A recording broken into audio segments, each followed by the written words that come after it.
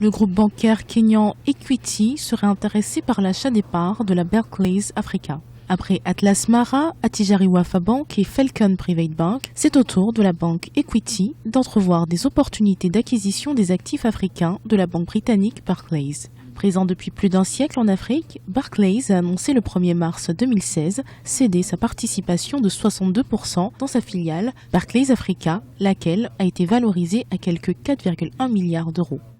Nous voyons une énorme opportunité. C'est vrai qu'ils ont une très bonne franchise au Botswana, une très bonne franchise au Kenya et au Ghana, en Ouganda et en Tanzanie.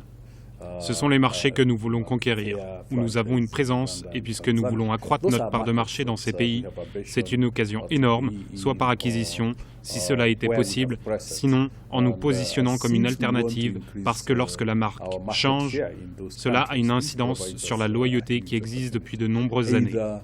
Equity est une banque des PME aujourd'hui. 72% de nos activités sont tournées vers les PME. S'il y a quelqu'un qui est très bien positionné dans la région, c'est bien l'Equity Bank.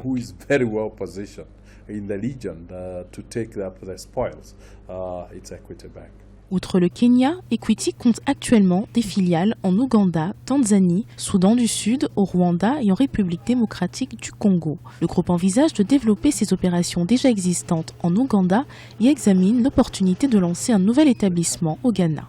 D'autre part, la banque Equity prévoit pour l'année 2016 des rendements plus élevés sur les actifs et capitaux propres, tirés principalement par le profit des marchés régionaux.